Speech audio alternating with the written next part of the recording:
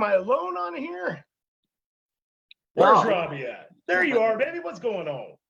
Just chilling. Just chilling in the homestead. Welcome to the Hangout Live with Robbie Lochner and me. And Mr. Drake. Yep, just chilling. Got back from a nice, relaxing weekend. Nice, brother. Nice. Happy anniversary to Jessica and Robbie. Thanks. There you go. We had a great time. Great time. I'm glad you had fun, man. Did Jessica have fun, though? Well, that's the question. I think she did. It was good. We lucked out. We found this place. Everything was sold out, and we found this gem of a place that only had 24 cottages, and nobody was there. There was one other couple there. Really? And we just walked around and looked at all the cottages, and I'm like, I can't believe nobody's here. It's this hidden gem. Nice. Yeah. Nice. Heck yeah. All right, folks, we are in the Hangout Live. We've had a long week getting back to this show. It feels like it took forever to get back to you guys. It seems like it's been a long time. Last week was Stuart, right? Yeah. Wow. Yeah. It feels like it's been a while. That's crazy, huh? Had a long couple conversations via text with Stuart this week. He's doing amazing over in England, and hearts and prayers and thoughts go out to his father-in-law. They're actually over there because his wife's dad is in his transition to leave us. So it's a heartbreaking situation, but hearts and prayers go out to you guys. So let's hear it for our sponsors tonight. Patrick, if you would, bring up backbeat music. Boom! Backbeat. Fire. Way to go, Patrick. Backbeat music. Alexandra and the team over there do fantastic. And we can't say as much good things about them as we need to. So they're in San Angelo. If you're here watching, and I know my neighbors are because I talked to you today, go over and see them. All right, we have a Media Jaw, Jody Gentry and the team hooking it up on our Facebook, our website, thehangout.live, where you can catch our schedule every week. You can see what's coming up in future shows. In fact, you can go there and watch the past videos very easily without having to scroll all the way down through our Facebook page. You can just click on past shows. You can also order these amazing things. These t-shirts. Robbie, you got yours on? Nope. Dude. I got Allsip guitar shirt on. The thing is, the shirt you gave me, it's like I swim in the thing. It's like, man, it's great for a nightie. Do you need me to send you a little kid size? No, just send one, for the guns. Put those away. Too big. Yeah, just those shirts are sized different than other ones. You need to send me, just a XXX. No, I'm kidding. Small. I gave them a large, folks, and that's large. They're pretty big. It's large. It's pretty big. Medium's good. This is a medium. Fits me good. Look at this. Come on. All right, I'll send you a medium then. It's pretty good. Looking good. Put those pecs back away, man. We've got kids in the audience. Pecs. Right. All right, so we've got an amazing show tonight. We've got Michael Bluestein from the band Foreigner. Come on. It doesn't get better than that, brother. Oh, wow. Wow. Oh, yeah. There he is. Look at that guy. All right, what do you say we bring him in? Let's bring him in. Let's do it. Oh, Michael. Hey. What's going on? Hey, what's up, man? How you doing? What you guys doing? Let's get you in gallery here. Oh, there we go. All right. All right, we're all here now, huh? Yeah. Nice. Michael Bluestein of Foreigner joining us on the Hangout Live. One of my all-time favorite bands, hands down. Awesome. Me too, actually. Right? So, man, dude, you've got a premiere starting here tomorrow morning, do you not? With Tina Terry? Yeah, the name of the band is Tina Blue, a collaboration between me and Tina Terry. And it's a single that we're releasing called Paint It Black. So it's a cover of the Rolling Stones tune, Paint It Black. It's actually already up on Spotify and Apple Music and all the streaming services, but this is the premiere of the video. Nice, brother. Yeah. So what's the channel? What's the channel everybody goes to see it? Oh, it'll be on the Tina Blue YouTube channel. Tina Blue. It's Tina Blue, but yeah, so we're easy to find on Instagram, Tina Blue, Facebook, Tina Blue. We have a website about to go live too, Tina Blue LA. So yeah, not hard to find. But in the meantime, they can stream. People can stream it, or watch the video premiere tomorrow morning.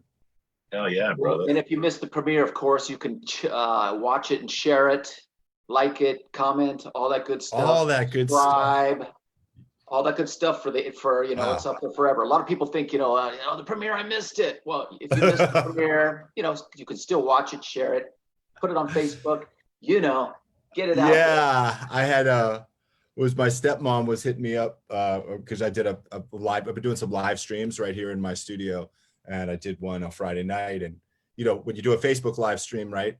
If you don't take it down, it's just there, as you guys know, right? And once it's up, it's up. And she said, she was all bummed. She said, "Oh, I have so many people that would love to see this. Is it still going to be there?" Like she was real concerned. It's like, no, it's okay. It's there. It's not going anywhere. It's right there. Not to worry. Yeah. A lot of people don't realize that. I get that a lot of times too with this show too. Oh, I missed the show. It's like, that's okay. Yeah. Just go to the site. It's there. It's still there. Yeah. It's still there. Oh. So, Michael, you got to bear with me for a moment because I got to kind of bust on Robbie for just a second, if that's okay with you. Please do. All right. So Robbie generally gives me a hard time because he gets this wine and they send him bottles and he gets way ahead of me and I just started getting mine. So Robbie doesn't know this. Brad sent me a special bottle that Robbie has not been able to try yet. And it's called Big Guns, baby. Wow, that's a big one. Wow, it looks like a really tasty variety of wine. Yeah, I would say, yeah. Is it wrong to motorboat a bottle of wine? That's all I'm going to say. In this case, it's not.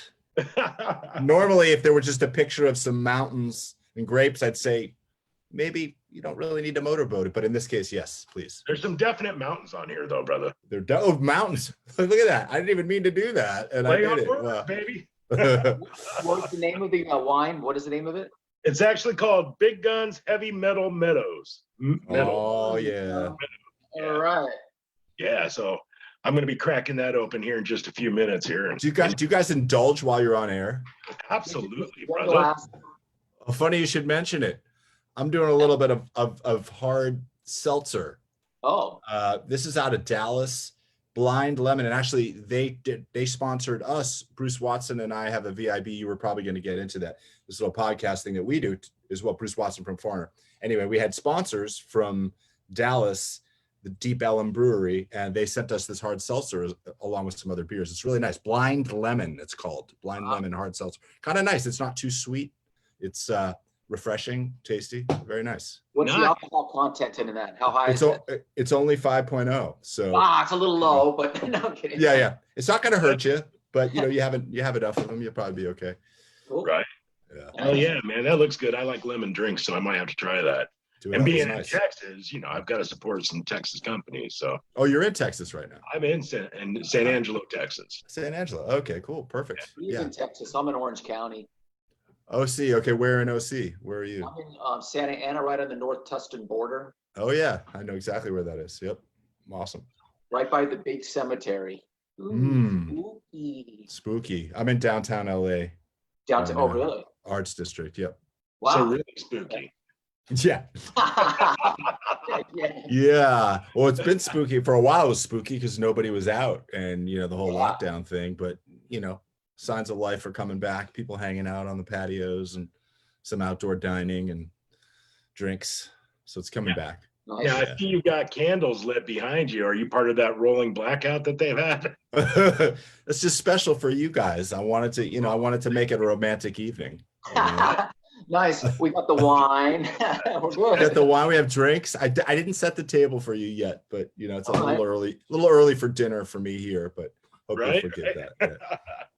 So, brother, let's go back to the beginnings. Let's go back all the way back to Massachusetts, Boston area, when little Michael is growing up, and it looks like he started playing piano and classical piano at age 9. That's right. Yeah. That's crazy, brother. Yeah, there was an old beat up upright piano that came with the house. We moved into a house in Haverhill, Massachusetts, which is about 30 miles north of Boston. Right. We moved into this house, and the previous owners, this big beast of an upright piano, they just didn't get around to moving it out, or like, okay, we're just going to leave that.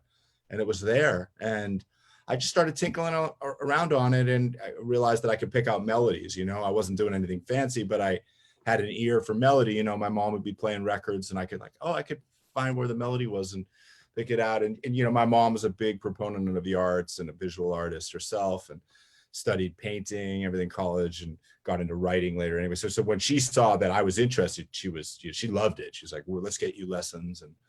And yeah, I kind of never looked back from there. Just fell with it. What were you learning, like Mozart, Beethoven, Bach, Yeah, and stuff? all the classics. Yeah, Chopin, Mozart, Beethoven, Bach. Had all my books, and I got so obsessed with it. I covered in the first year of studying, went through 5 years of the lesson books with my teacher, because I was just practicing so much. It wasn't like I was a genius or anything. I was just so motivated. It was just more just motivation and time, and hours that I was doing it.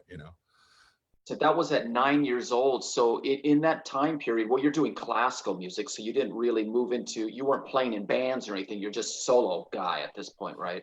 Yep, exactly. And yeah, totally. Just on my own. I hadn't the concept of playing with people and locking in with a drummer or with other players. That was something that I would learn in the future, and something that I hadn't done yet. But I still, even though I was into the classical stuff, I was still tuned into the pop of the day. I remember having the sheet music to Joe Jackson, Stepping Out, at one point. That would have been early 80s. I want to say that came out in like 82 or 83. So I had the music to that, and I would, practice on playing along with some of the pop songs of the day that I was into, Howard Jones, Elton John, Billy Joel, all that stuff. Cool. So then when did it transition? So you started learning rock, pop, whatever, that kind of stuff. Then did you start playing in bands in high school?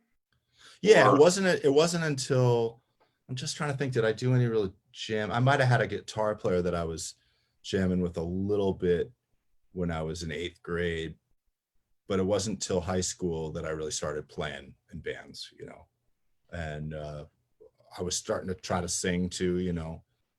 I discovered my voice was a lot lower, and so when you're trying to sing along with Foreigner or Journey or whatever, Boston, or these singers that are like way up in the stratosphere, I kind of figured out quickly that wasn't going to be me. I didn't have those kind of pipes, so I found my voice later, that, accepted that it's a kind of a lower voice, and that's my vibe, so I'm good with like Cat Stevens, Elvis Costello, maybe some Paul Simon, stuff that isn't too high. I can cover that stuff, but yeah, so high school was bands, when I started doing that. Cool. So what did you guys play, parties and stuff like that? What was the scene? I did a little bit of that. We would rehearse at my house.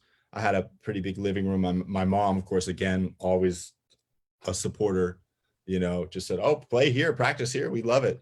So there was a set of drums at the house. I started playing drums too. It was just fun.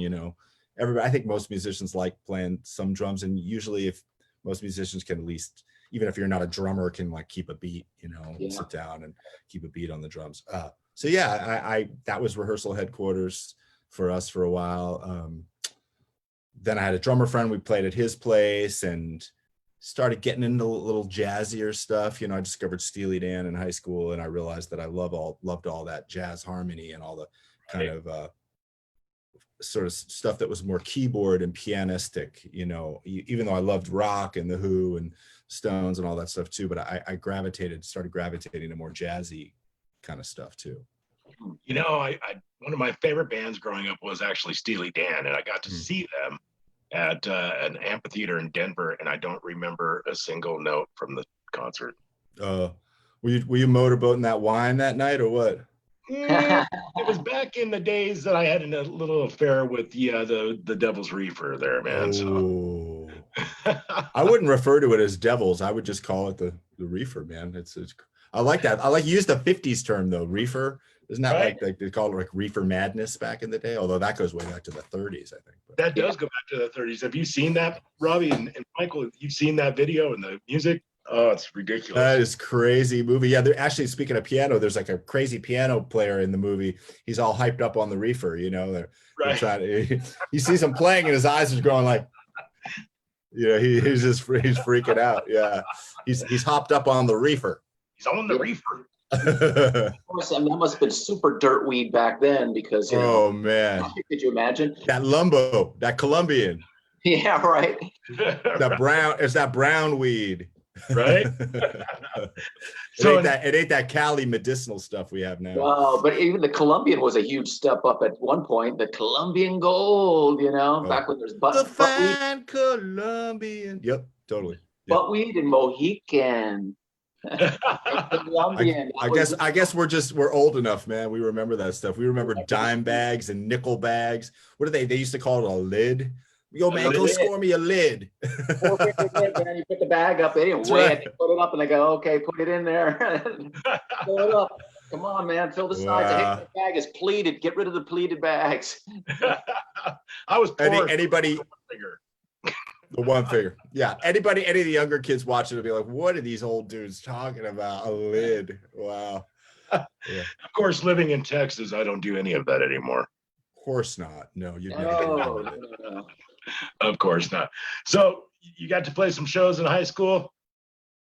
Yeah. I started getting into it and, you know, taking my hand at singing a little lead and keyboards, piano, a lot of piano and Fender Rhodes, electric piano, you know, that whole thing. And I was playing a little bit of guitar. I got much more into playing guitar later, but yeah, bands in high school for sure. Lots of that.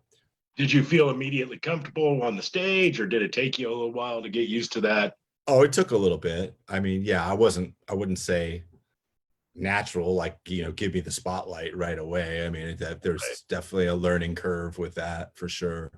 And, you know, I used to do the classical recitals, classical piano, and that stuff, that I was a nervous wreck for that stuff. Just a spotlight right on you. Because, you know, and I did recitals and I did pretty well with them in some competitions, but classical music, there's so much to memorize. There's so much information. When you learn a Beethoven piano sonata or a Chopin nocturne or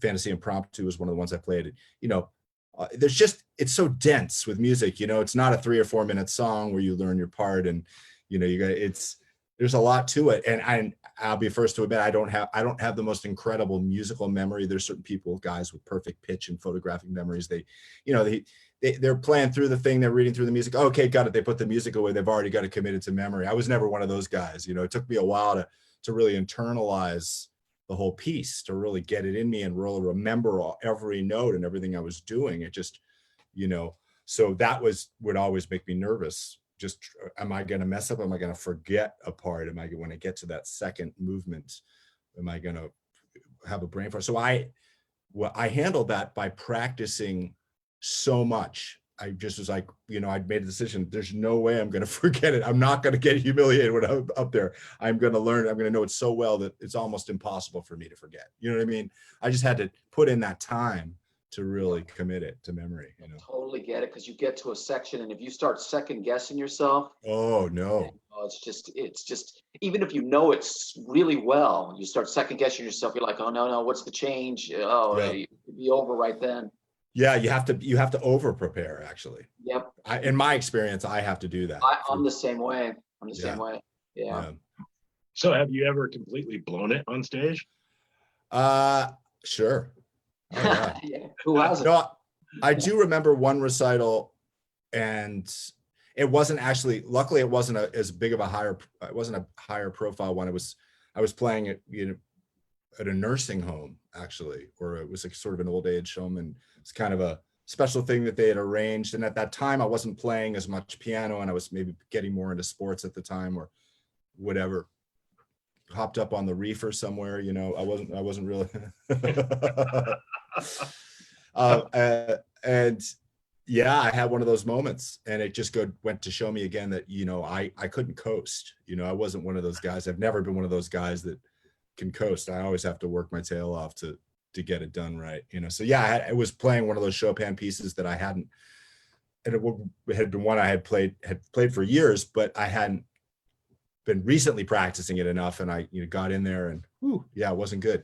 Luckily, it wasn't a real high profile gig. The more higher profile ones, I did keep it together and did pretty well. But yeah, I've had that experience of losing it, and the plane crashed into the mountain, the train went off the rails, right. and you never want to do that again when it happens like that. Yeah. I'll bet. So in '87, you go to Berkeley, the School of Music over in Boston, and the college years begin. So do you remember anything from college? I do. Yeah, I was very studious, actually. Were you? I was. Yeah, I had done a lot of my partying and hanging out with the hoodlums earlier, and so when I got to college, I was pretty focused. I was in the practice rooms all the time. I was kind of, and especially, and I was embarking on jazz piano, which was a lot to learn, and I had a steep learning curve ahead of me as far as really getting proficient with that. So I was practicing and very focused, and yeah, I remember a lot of the practice room, really, and in ensembles and playing with other guys and learning solos note for note from records, from classic jazz records. So that's what a lot of the college was for me. It was very focused. Very focused. So yeah. I told you that we're interactive with our audience. Yeah. Sometimes we bring in questions or comments, or sometimes we even bring somebody in from the audience to join us live. And I actually have somebody who really wants to come on and talk to you for a moment. You good? Please bring him on. I can't wait. Here we go. Mom? Is this Mom? Yeah.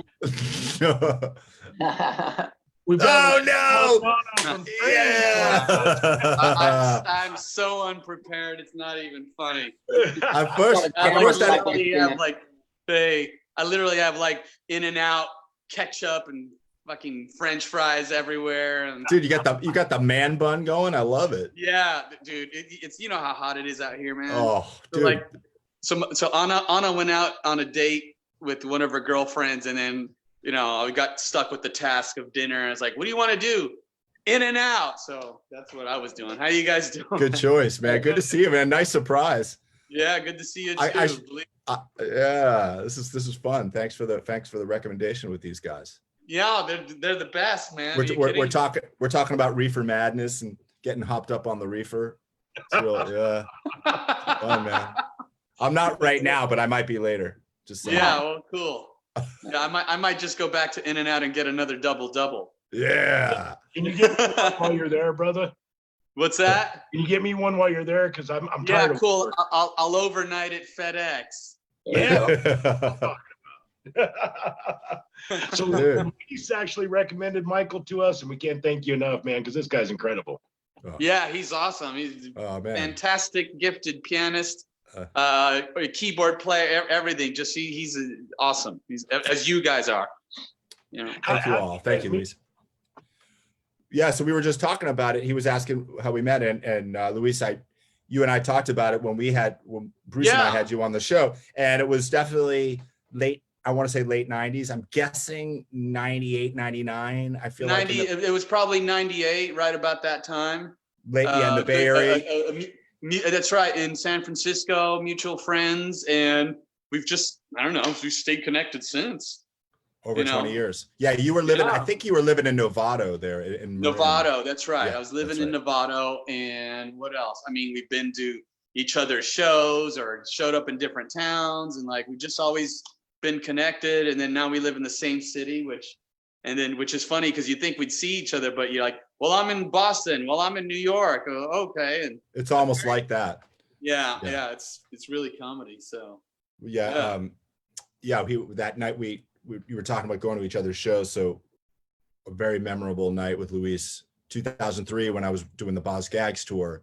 That's right. Yeah. We were playing in San Diego, Humphreys by the Bay, great venue there by the water. And Luis came out, and we ended up back at his house. Great after show hang. Luis spinning records all night long, just schooling me on 70s, kind of more obscure 70s prog rock. A lot of these bands that I didn't know about. Stray Dog and Quatermass.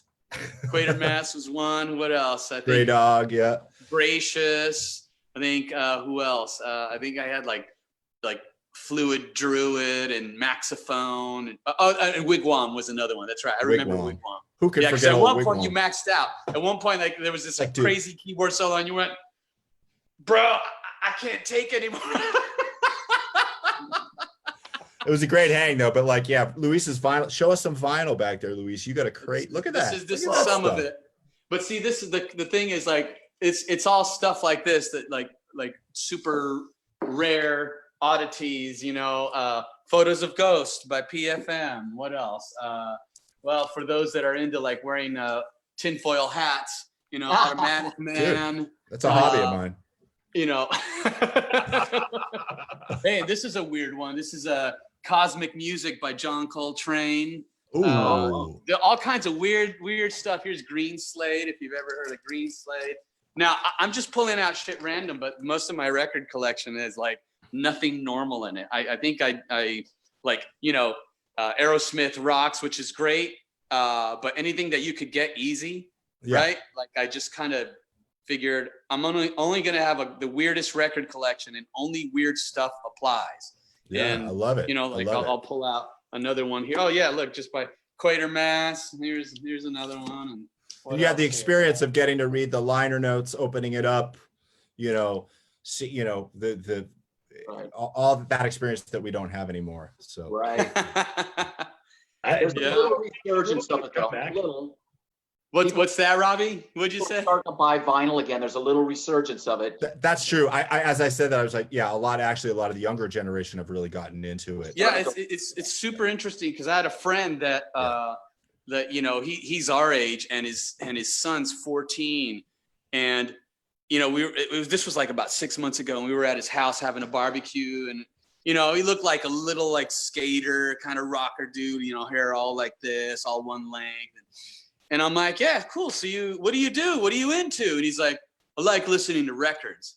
And in my head, I didn't really process like vinyl, right? I'm like, record, like what do you stream? He's like, no, I like vinyl. And he started talking about vinyl. I'm like, oh, cool. What are you getting into? And he started talking about, well, I just bought Ride the Lightning on vinyl, and I just bought he was like going everywhere. I just bought Purple Rain. What else did he say? It was like so random, all the shit he was listening to. Like, I bought Purple Rain, I bought Ride the Lightning, I bought, what else? I mean, I can't even remember, but it was so like out there, you know. It would have been fun if he said, I bought Melissa Manchester, Seals and Crofts. Yeah. Speaking my language with that stuff, Seals and Crofts, that 70s yacht rock, you know I love that shit. Yeah. So, yeah, no, I think some people are digging it. But it's just a trip, you know, it's a trip to see it kind of go in and out with different generations. Because then I have friends that go, man, I sold all my vinyl years ago. I won't touch that shit. And it's like, well, okay, you know. Right. Right. I still have a good amount, and I haven't found the perfect spot. My studio is so jam packed. I'm making excuses. I need to get the vinyl thing together here. You know, a lot of it's convenience, and you know I'm guilty of it, man. I go to the streaming, I go to the YouTubes, you know, these YouTubes, and you know. Listen, I'll be honest, man. There was a point where I wanted to like, oh man, I just gotta let go of this shit. But the only reason that a few reasons I didn't let go. I kind of look at them as books, especially if they're really good, rare, and just, you know, artistic records. Like I look at them like books, and then I thought, well, my daughter might pull out one of these records and it'll like, Dad, I love Sheer Heart Attack from Queen. What else do you got? Oh, well, I have Jabriath, and I have, you know, Witchfinder General, and I have, you know, some really weird shit. And then she'll be the kid at school. It's like, yeah, you ever heard Clouds? I got Clouds too, you know, stuff like that. So we got a question that just came in. Speaking of vinyl, do either one of you have the vinyl for Electric Prunes?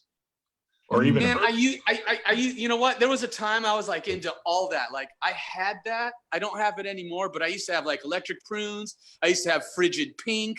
I used to have like Pink Fairies. I had like Twink. There was another group that was all wait, that sounded Twink. Yeah. Okay, I'm gonna leave that alone. I think that means no. There was a whole like weird kind of like early 70s kind of like psych art kind of like stuff. Yeah, that's funny. Man, but you know, I just quickly with the vinyl thing and with you know, a younger generation, the resurgence. I mean, it totally makes sense to me, because if you're a kid, as kids and teenagers and college kids, you fall in love with certain artists, right? You fall in love, you Sure. just, certain music changes your life, and it's this intense connection. And if, okay, so maybe your connection through that is streaming, and you're just listening on Apple Music, where you can't find any notes about things, where, maybe there's a PDF you can download or something, or, you go to, but all that cool stuff about a record, it's like, it doesn't matter what age you are. It's like, oh, you mean this artist that I absolutely love, I can read these liner notes and I can see everybody who played on the record. And, it's this thing that's lost. So if you love music and you love an artist, it makes sense that you'd want to know everything you can about them. You'd want to get the record and spin it and sit there, read it, and look at the pictures. So, I mean, I get why it's. It's interesting, because I wonder what like younger generations now, like how, like if they're having those moments that we had when we were kids, right? Like, right. I remember, like, there was 2 records that completely blew my mind, and I'll say it changed my life at that time as a teen. Like, I had Laura Nero's Eli and the 13th Confession, and then I had the second Nas record, like Nas. And those 2 records, I was like, I remember, like, I started wearing these crazy psychedelic button-up shirts, and I was like, had hair to my waist. I was like, man, I look like Cher. And it was like, it completely messed me up. And this is like, this is ridiculous, because like in the early 90s, you're supposed to look like Eddie Vedder, and I totally did not. But that was the early 90s. Wow. Yeah, early 90s. Yeah, Laura Nero, you know like Laura Nero, that's deep, man. That's like going back to early 70s or. Yeah. And so, like, I remember having moments like that with records like that. Like, and then I got Badfinger, and then I got all these records that was constantly blowing my mind. But now I don't know if kids process it like we did. You know what I mean? Like, you're talking about liner notes and oh, like, what's it? This album was produced by, Jack Holtzman, and, you get into that shit, right? Oh, Arthur Lee, Forever Changes, was the reason that the Doors, made Soft Parade. You get into the music and the culture of it and all this shit. And, Eric Clapton cried when he sung Bell Bottoms Blues or whatever, but you don't know if that's true, but you got into the mystery of it. I don't know if people do that anymore. There was something fun about it. But I don't know I don't know if anybody listens to Tame Impala and goes, yeah, man, that's my music. I don't know, I like Tame Impala. I have to believe, I think I've heard, that some kids are getting to that point. I mean, attention spans though, right? If you're getting pulled and, but you can't put your phone down and you're texting and I'll check out the person's Instagram and get on the YouTube. There is information overload. Super. Yeah. I mean, there's a certain focus, right? To just putting on the record, opening up the liner notes, reading about it, soaking it in, looking at all the pictures and, yeah, I don't know, man. I would guess that there's probably a small amount of people doing it, but it's going to be a small amount just because it's smaller. Yeah, the information is such an overload. And if you think about it, back in the day, we used to go to concerts and they were events. They were, you had to be there, and it was an incredible feeling going to concerts and you're with your friends, and that doesn't happen now. I mean, look at the nightclubs around. You don't have the venues they had back in the day.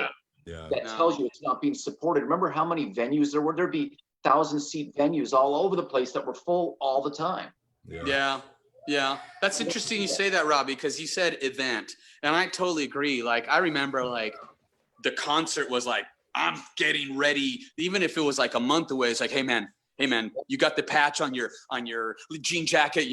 We're gonna get in. We're gonna rush the stage. Like, whatever. It was like a major deal in your life, like, and you would, gauge everything by that. Like, let's see, blah blah blah is coming in September, and blah blah blah is coming in December. It was all a major thing about. You just lived your life that way. I don't know how people process things. Michael. When tickets went on sale, people would camp out. My brothers would camp out. Oh, we're going to be there, 3 days ahead to get the KISS tickets, whatever, Yeah. And there's something to that. But, a friend of mine once said that, that was possible in a kind of mono society. And he put it this way, which there's some truth to it.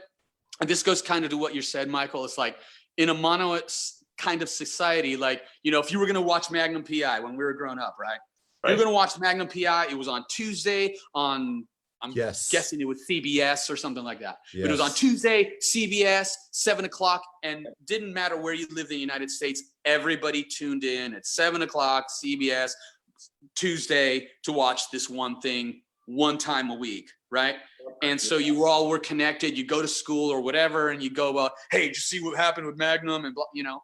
But now it's not like that. You could be in one house and 4 different people in 4 different rooms, all with 4 different tablets or this and that, all watching completely different things. And then they sit at the dinner table and they're like, I don't even know how to talk to you right now because I just watched The Secret. And then somebody else says, I just watched Captain Underpants. And, you know, I don't know. I don't know. Yeah. You know what I mean? Like, no, I don't know. I think there's 2 things that I mean, the choices. So there's the choices, there's infinite content, right? Your great example, Luis, you're talking like, and then with multiple devices streaming, right?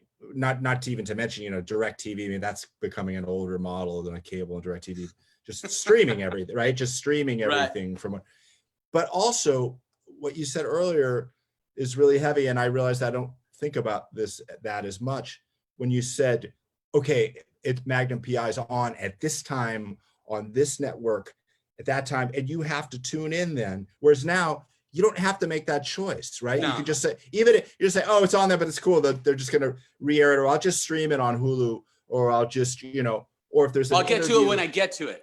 I'll get to it when I get to it. It's not as special anymore. It's not as, you don't have to make the choice to see it then. You don't have to zero in. And I think that and then music becoming pretty much free for kids, right? It's sort of like, well, I'll just watch it. I'll just get it on, listen to it on YouTube, or, you know, whenever, you know, just like there isn't that urgency, right? No, there definitely isn't that urgency. And, you know, the interesting thing about, you said, you know, this kind of sparked up in my mind, which is like this level of commitment that you had, right? Like you committed to a thing, right? Or like even like Robbie, like when we were growing up and you were like gonna jam with somebody, right? Like, oh, this guy's a good guitar player. Hey, I'm gonna call him. Hey, I'll be at your house on Monday, whatever. There was a certain commitment where like, I'm gonna tune in to Magnum. I'm gonna go to my buddies on Monday and jam with them. We're gonna learn some, you know, there's whatever it was, there was a certain kind of commitment. And now it feels like with a text, you can go, oh, dude, I can't make it tomorrow. Yeah. Right. You know what I mean? Or, oh man, you know, I'm not going to watch that now. I'll watch it later, and you never watch it because it's so easy. So it's almost like it affects like the action of commitment, like truly committing to something. I think, and too many choices can create a paralysis, right? Like you can't, if you can't, like, how do you choose, right? I mean, it's sort of in the studio, and Luis, you and I have talked about, like, you got too many toys. Like right now, I got every plug-in for everything. Which compressor should we use on the vocal? You know, it's like, do I need like 400 different compressor plugins to choose from? No, you know, like people go like, well, I bought this one, I should try that one too. It's like, I don't know, just information overload, too many things. Like I want to. Well, I think we're all like, I think if any time in history that's the most truth that you can hear is that we're all suffering. A lot of people are suffering from all this overload of information. Now people are going, I don't fucking know. Well, at one point we did.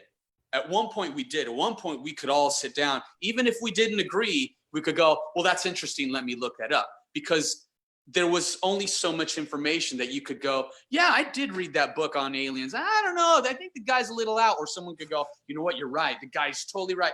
Now it's like, you don't even know what to believe. You don't even know what's going on. You just go, I just got to take care of myself, man. I can't handle this noise anymore. What Frigid Pink record am I going to put on? You know, you just got to go inward in some ways. Well, there's so many different avenues coming at you, and everyone's saying that avenue's incorrect, or that avenue's lying, or they don't know, or that you just kind of go, it's like, I don't know what to believe anymore. It is really hard to know. I think people are maxing out. I honestly feel like people are maxing out to a certain degree. Like, even if you were a person that liked to be confrontational or argue, right? And even if you were, and say you aren't a confrontational person, say you are a person that just is into standing up for the right thing, right? Like you stand up like, no, man, that's not right, right? I think both sides, whatever it is, now I don't know if this is good or bad, but I feel like it's what's happening is people are truly just going, I don't have any more energy to fucking do this. You know what I mean? Like, I don't have any more energy to fight. And you could see people, they're truly starting to, display those things. Now they're just going, okay, cool. Yeah, right on. You think that Twinkies have nutritional value? Awesome. Yeah, right. Hey, peace be with you. I don't care anymore. Like, do you know what I mean? I'm making a real, basic elementary example, but do you see what I mean? Like, I think people are getting tired of the us, them, back and forth, black and white, blah, blah, blah. It's just like, let's just fucking get it together. I think that's what's happening. At least that's what I've seen here and there, and watching people's responses going, yeah, okay, well, what's the answer? Like, fine, opinion, fine. It's all loud, but what's the answer? And if you don't have an answer, I'm going to go this way. I'm going to take care of my daughter. You're going to go make your record. You know what I mean? Like, it's just a trip, man. It's a real trip. But we'll see what happens. We'll see how this whole crazy society starts, panning out. Maybe we'll go back to listening to records again. I don't know. I hope so. That would be a nice development. Tuesday nights, man. Of course, Tuesday nights for me, ABC would have been Happy Days. Might have been a little before your time, but Happy Days. No, that's right. Tuesday night, Happy Days, and if you missed it, you missed it. You had to cycle the 22 episodes of a season, then you'd have to wait for it, then they're gonna run the reruns, and that's your last shot. Okay. Yeah. All right. I'm gonna see if you're really OG. What was on after Happy Days? Well, it depends. I think Laverne and Shirley was. Yes, Laverne and Shirley. Penny Marshall. I'm pouring out a little for Penny Marshall, man. Come on. It would have been a little bit later. It was a spin-off, and that came a couple years later. But yeah.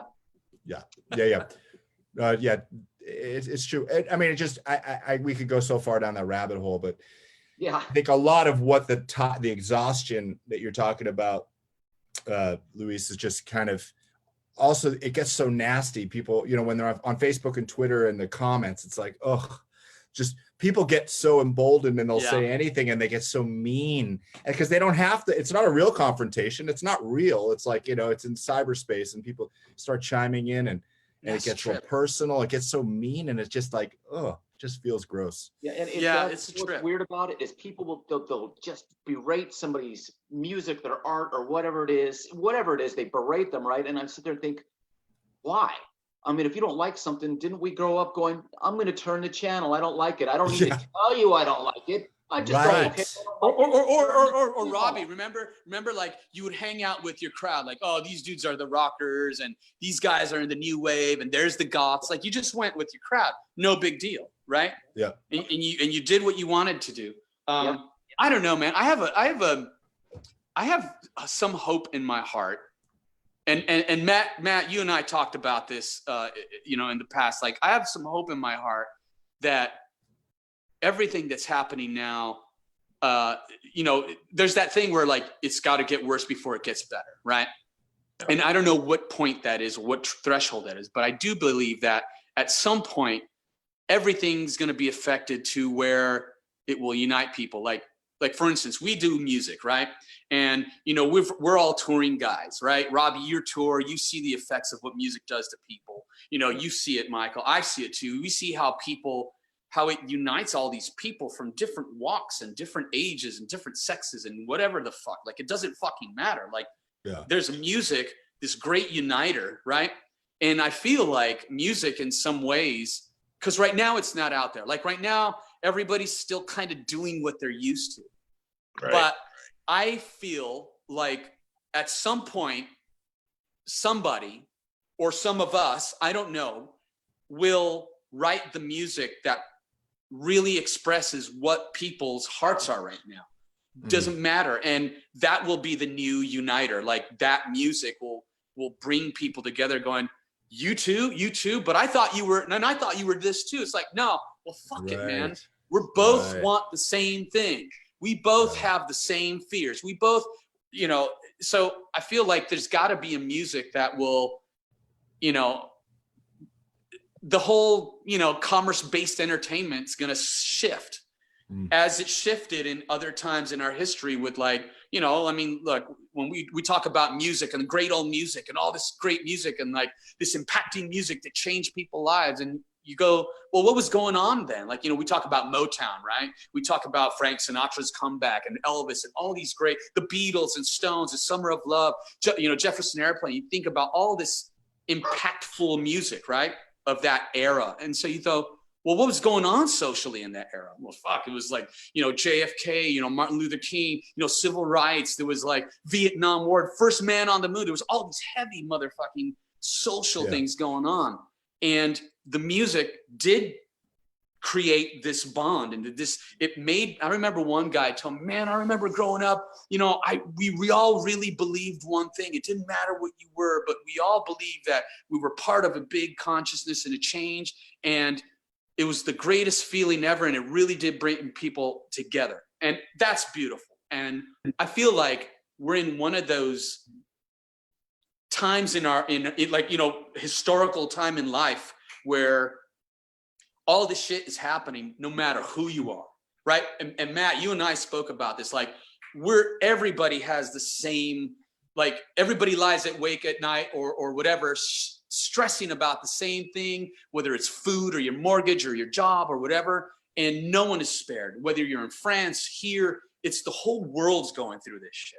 And so I feel like something of an expression and of a focus will cut through all this noise at one point, and it'll be revolutionary. And I'm hopeful for that. I'm hopeful for music being the soundtrack of that. I'm hopeful for even just people, you know, finally going, yeah, you know what? We're going to do it. If you guys can't do it in the house, we're going to do it. You know what I mean? I feel like there's some kind of hopeful thing. I don't know, but I got to believe that everybody wakes up in the morning and wishes people well rather than wishes people, you know, ill. You know what I mean? Right. So yeah, I don't know. It's an interesting time, but it's kind of exciting too, because all the stuff that doesn't belong is falling away. Right. Well, people are getting tired of it, you know, and like you said, you know, the exhaustion of it and of all the animosity and the tribalism, like fighting, and it's crazy. But you know, at the end of it, I think everybody just goes like, you know, we're all human beings. What do we do as human beings? Like, let's get some answers now. At one point, you run out of gas for all that garbage. You know what I mean? Absolutely. I mean, as humans, we're kind of, you know, that is part of our weakness. We love drama. We love intensity, you know, or being right and being on the winning team, right? All that. Yeah. Right. Yeah. Luis, I can't thank you enough, my brother. Thanks for having me. I was like literally like driving down the street with like burger in my mouth. I'm like, nice surprise, man. Good to see you, brother. Thanks for having me. I'll see you guys soon. I'll talk to you soon, Michael. Robbie, I'll give you a call soon. Matt, I'll talk to you soon. All right, Luis. All right, guys. Yeah. Wow, Luis Maldonado train, man. He sent a message saying, "Hey, send me an invite." So I'm glad he got to come in and speak with us. Yeah, man, nice surprise. I'm glad he brought you to us. So we'll get back to you here. We actually have a couple questions from a producer. We'll get her ready on cue. But I had something to ask you here real quick. So it looks like back in 2007 and 2000. Well, let's go back a little further. So 2003, you actually toured with Boss Skaggs. Boss Skaggs, yep. Boss Skaggs, sorry. Yep. No worries. So how was that, man? I mean, was it a different feel? Because, I mean, that's a pretty big stage to be. Man, classic. Again, you know, like being a kid in the 70s, I knew that stuff. Silk Degrees came out in 77. So, you know, Boz just exploded on the scene with Lido Shuffle and, you know, the Lowdown, Dirty Lowdown and Georgia and all those tunes. You know, I was a huge fan. I remember my dad, I had a memory like when I got the gig and I got the call and it all worked out and I was out, I remember thinking about my dad, like my dad played me this stuff. You know, I remember driving around in his old Oldsmobile, you know, playing on cassette, Silk Degrees, that album, and my dad was a fan, so it was really cool for him to see me get the gig and play with Boz. But yeah, cool, like classic music, right? 70. I mean, as you guys may or may not know, you probably do. It's the Toto band, Steve Lukather, all those guys from Toto, Jeff Porcaro, all over those records. In particular, Silk Degrees. It was like all those guys. So we had first class, amazing players. David Page co-wrote and produced. So I believe he produced Silk Degrees. I know he was a big part of the album. I can't remember if he was the producer on it, but I think so. Anyway, so amazing musicians, amazing tunes. So yeah, that was a highlight. That's been a real highlight of my career for sure. Previous to that, though, what's her name? Linda Perry from Four Non Blondes. You played. Four Non Blondes. Yeah, that was really my first kind of international touring gig. Linda had been with Four Non Blondes, and of course, you guys know she had that massive hit, "What's Up," which was a worldwide smash, huge song. But for whatever reason, she, after that album, she disbanded the group and wanted to go solo and pursue some other musical directions, and she did her own album on Interscope Records. Linda Perry solo, and she was in San Francisco at that time, as I was, and I was with a group of guys that got the gig, and so they brought me on playing keys, and so that was my first experience touring. So I was so I would have been in my late 20s at that point, 27-ish or so, and yeah, we did a lot in the States. We did 4 gigs opening for The Who during their Quadrophenia run. Nice. So that was, we got to meet Pete Townsend and Roger Daltrey. It was like, oh my God, this is amazing. Wow. And so yeah, that was my first big touring gig. Nice, brother. Playing with The Who, man, that must have been insane. I actually think I went to that tour in Colorado. Yeah, this would have been either I want to say 96. Yeah. And we did 4 shows, and yeah, it was the whole they were doing the whole Quadrophenia thing. John Entwistle was still on bass with them at that point. Right. And Billy Idol was doing, because it's the musical Quadrophenia, the musical. So there was all these characters, and Billy Idol was one of them, and Gary Glitter, British guy, was one of them too. Yeah, it was really amazing. I was pretty starstruck, I have to say. Yeah. Nice. That's jumping right in there, playing shows like that. Wow. Yeah, big arenas, Oh yeah. Yeah. Nice. That's crazy, brother. The pressure and the tension on that, coming straight out of college and all that had to have been mind-boggling. Yeah, I mean, the biggest gigs, let's see, and I had done some festivals and stuff, but straight out of college, I had worked on some cruise ships and stuff, like show bands and stuff. So this was definitely getting into the big leagues as far as bigger stages and everything, and it was a thrill for sure. And all the guys in the band were good buddies of mine from San Francisco too, so that was really special, getting to go on tour with friends. Yeah, that's always a plus.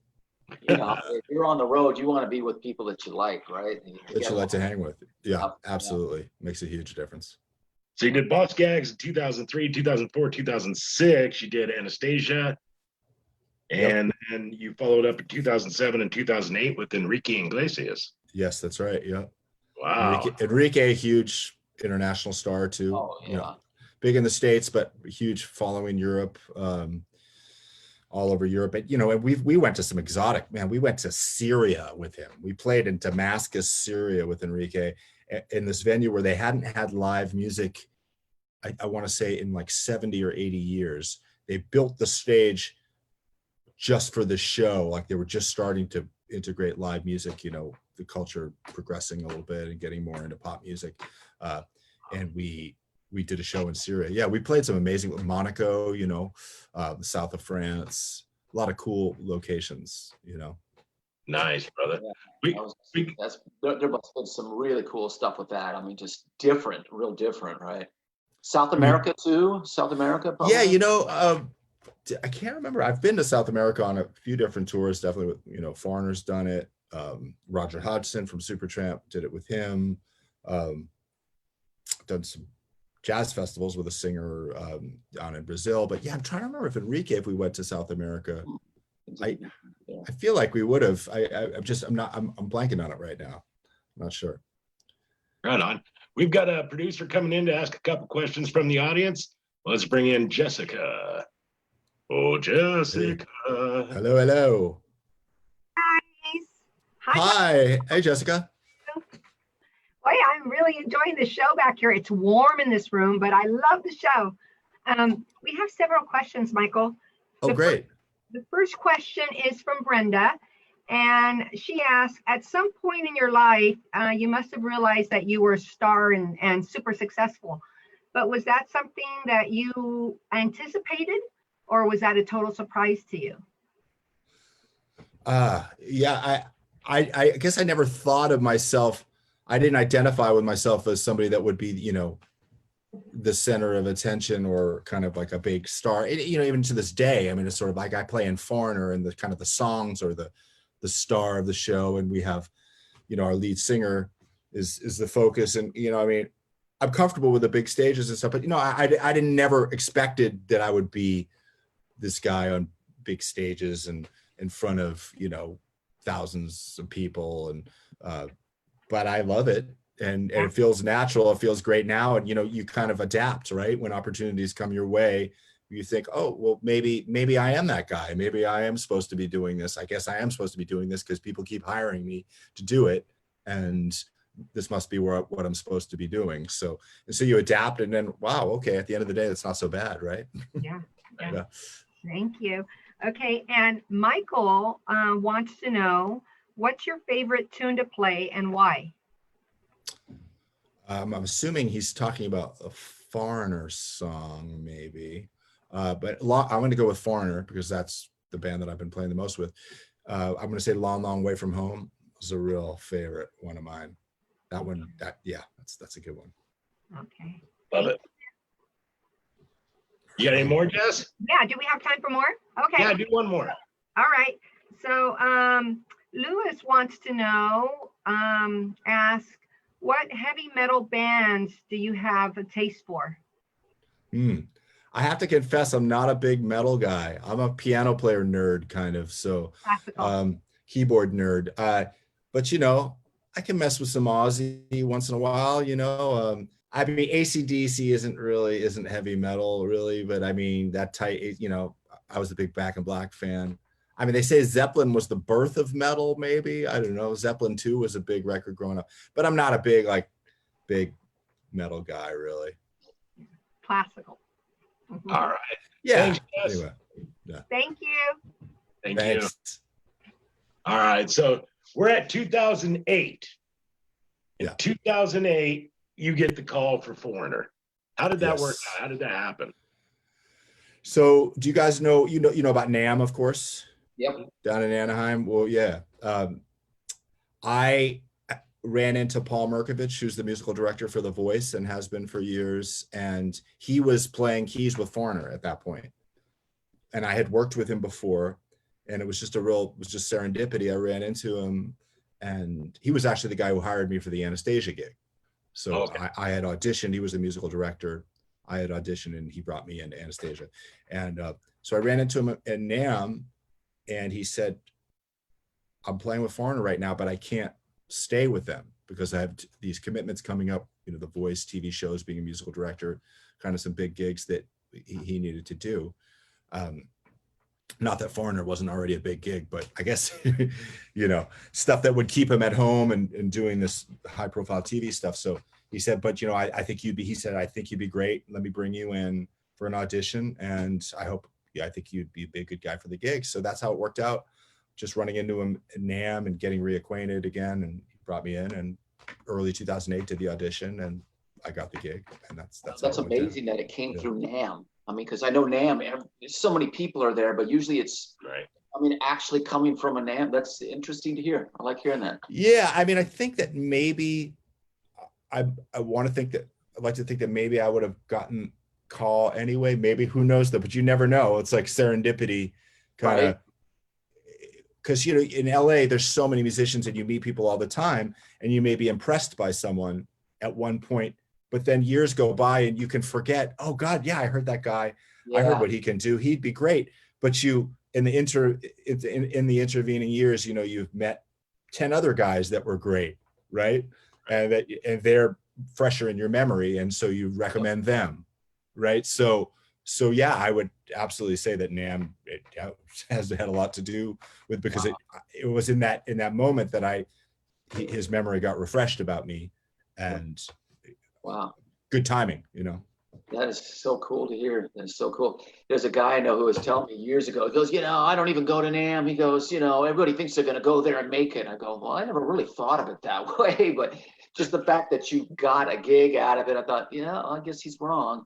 I mean, you know, you know, anything can happen, right? I mean, if the industry's there, you're going there to hang out with friends and make new friends and whatever, but reconnect, right? Reconnect with people. I'm always reconnecting when I go there with people, again, that I hadn't seen in a while, or I had maybe forgotten about, because we just meet so many people and our lives change. And, you know, maybe you're living in the same area for a while, but then, you know, you move down to OC, or, you know, up to Santa Clarita or something, and you're not in the same circles. You're not running into each other at the coffee shop anymore, or going to the same jam or something, because it's not in your local area. So it's a chance for that reconnection, you know. And the thing with NAMM is it's so close to my house. I mean, I've been going every year for years, but I'm 10 minutes away. So that's convenient. Of course, this year they're not doing NAMM. I'm pretty sure it's not going to happen. I think I heard that too. Yeah. But it's a bummer. Yeah, that is a bummer. Big time. Big time. So 2008, you get on with Foreigner, and then 2009, you actually went out and toured with Roger Hodgson from Supertramp. Yeah, it worked out really well because I was already in Foreigner at that point, but we had a nice break, kind of a long break in January, and Roger was touring in South America for 3 weeks, and it just coincided perfectly. I said, hell yeah, I'll go to South America and play Supertramp songs for 3 weeks, you know, while Foreigner's on a break, and that's what ended up happening. And Roger's an amazing guy, and all those songs are just, you know, The Logical Song, Dreamer. There's just the list goes on. There's just so many great tunes that he wrote back in the day, and he still sings amazingly. Wow. Great guy. Yeah, that was a really fun gig, and just amazing music to play. Absolutely, brother. So you had a little stumbling block in life in 2012, where you were diagnosed with cancer. Is that correct? Yes. Yeah, I had been on the road with Foreigner. It was 2012, and it was May, and I wasn't feeling right, and I had some strange symptoms, and, you know, I went in for the colonoscopy, and sure enough, it was, you know, and it had advanced. Luckily, it had not metastasized at that point, so it was still in a treatable place, you know. So right out of the gate, you know, it's shocking news, and you freak out, but the surgeon and the oncologist have said, you know, bad news, but the good news, the thing that you need to know is that this is treatable. You absolutely can treat this. You'll do surgery, you'll do chemo, you'll do radiation. You're going to go through a rough period, but you're going to be okay, you know. And then they were right. So here I am, it'll be 8 years cancer free in September. So what do you tell yourself? I mean, I can't even imagine. I hope I never have to, but when you hear those words, because that's such a scary time, my brother. Did you believe from the get-go with them telling you you're going to be all right? Did you just train yourself with that mantra, or? Yeah, I mean, well, he explained it to me. It wasn't just as simple as like, oh, don't worry, it's not a big deal. You'll be all right. I mean, he said it's a big deal. And, you know, the treatment wasn't a walk in the park. You know, I mean, there was a couple rounds of chemo, there was radiation, there was, you know, significant weight loss. You know, I mean, I was in other ways pretty healthy, so, you know, I was able to weather the storm okay. But to answer your question, yeah, there was, you know, there were a couple sleepless nights for sure. A rough patch getting the news and just kind of digesting it and wrapping your brain around, okay, this is my life for the next year. I've got to just focus on this. Got off the road. You know, it's all about your health, right? That's number one. And you just have to zero in on that.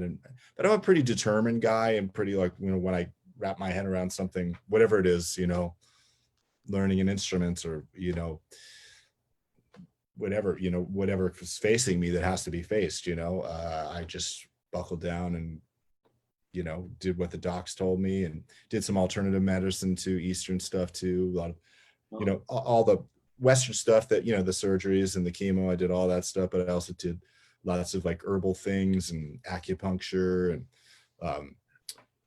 ate really well, exercised, did all the other good stuff too, to balance out the negative effects of the chemo and radiation and all Were that. there symptoms that you could talk about that maybe would help somebody who might? Yeah, I mean, it just, if you're, just to be frank, if your bowel movements get weird for an extended period of time, you have it checked out. Okay. That's that will tell you after a while. It's one thing if it just happens for a little while, a few days or something.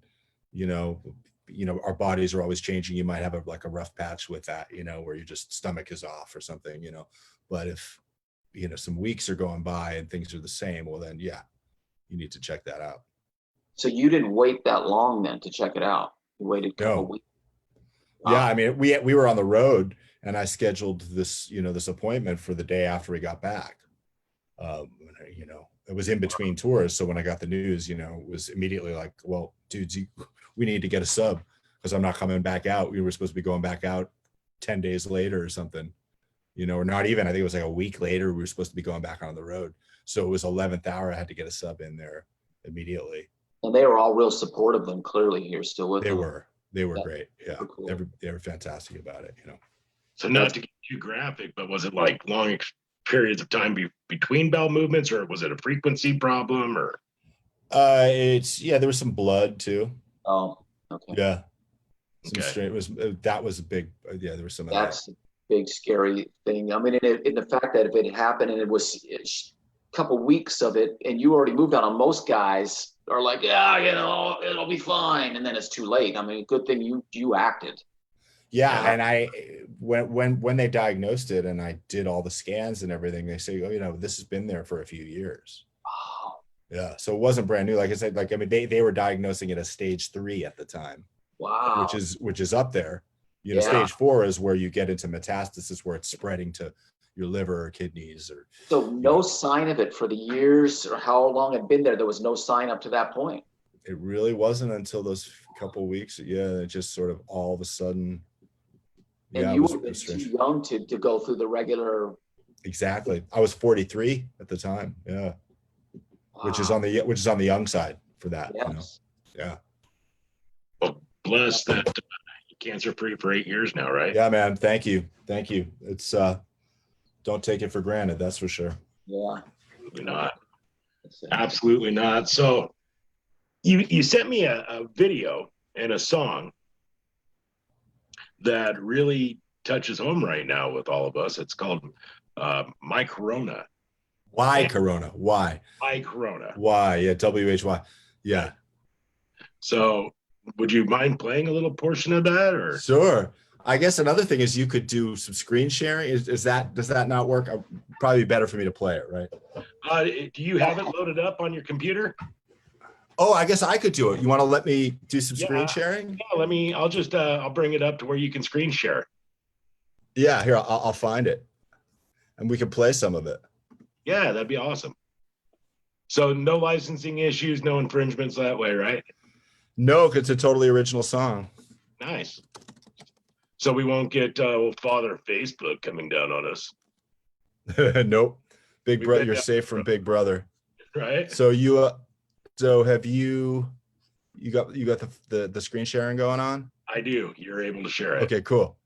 All right, and I'll share audio too, right? Okay. Let's go to this. Here we go. All right, let's check it out. We get an ad first or no? I don't know. Yeah. Oh, my Corona got its hooks in me, not Sharona. I'm all alone. My Corona got me quarantined. It's getting colder. I'm all alone. My Corona. I'm down on groceries. Let me show you. It's the same all over. And it's getting worse every day. Why Corona? And oh my God, do I pray. Why Corona? And I can't wait till we say bye Corona. Oh, my Corona.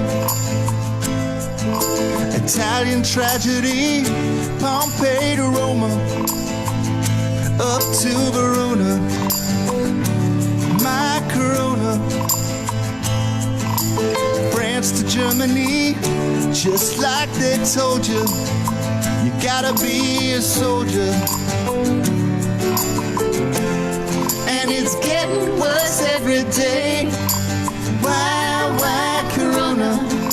And oh my God, do I pray. Why Corona? And I can't wait till we say bye Corona. Oh.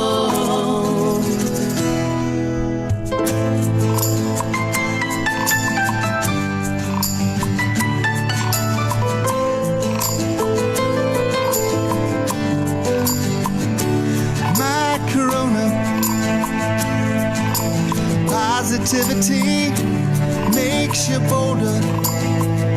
You're not alone. My Corona. Friends are what you need. Pick up the phone. You're not alone. And it's getting worse every day. Why Corona? And oh my God, do I pray. Why Corona? And I can't wait till we say bye Corona. Oh, bye Corona. Oh,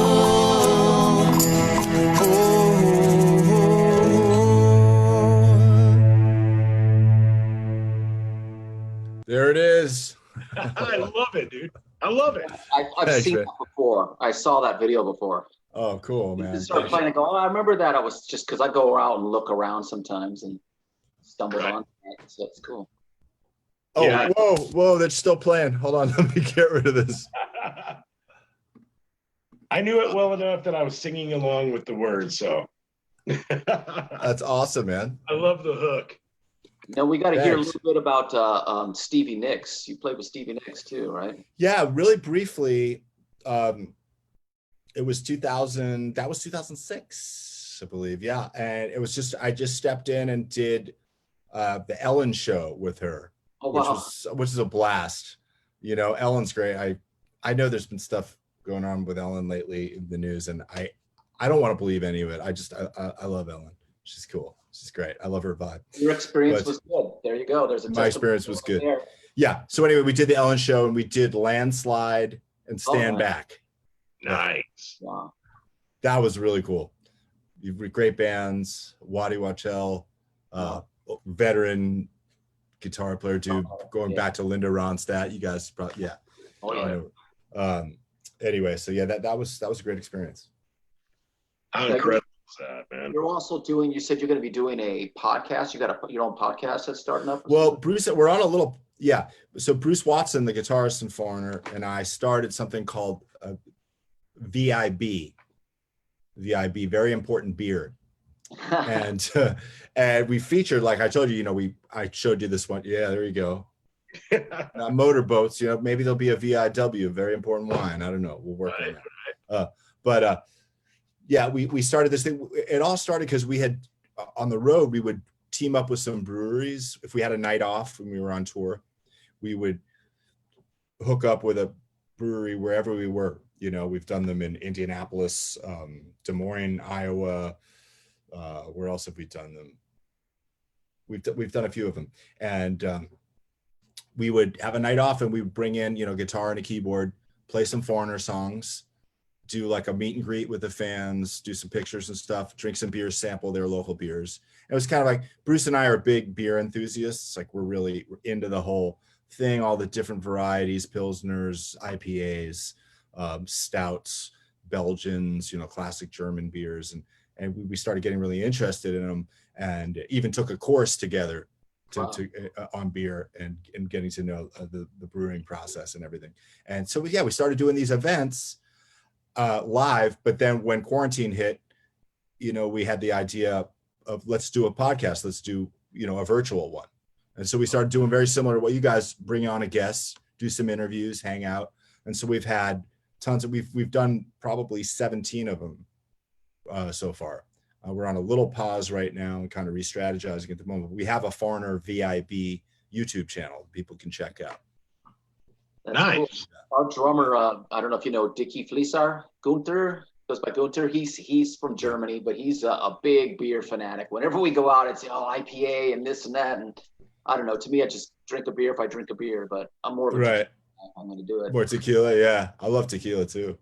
Yeah. Well, yeah. The Germans definitely, that's kind of the motherland as far as the good beer, Oh, and he's always, that's the first thing his eyes are popping if he sees beers. I'm like, oh, the beer. I know, he always sends me out to get some unheard of beer. I'm like, Dickie, we're in the middle of nowhere, brother. I can't find that. So, man, go ahead. So let's share that YouTube channel again. What'd you say it was? Foreigner VIB. Very important beer. VIB. Yep. All right. And then Tina Blue is where your new video is going to premiere tomorrow morning, right? That drops tomorrow morning on the Tina Blue YouTube channel.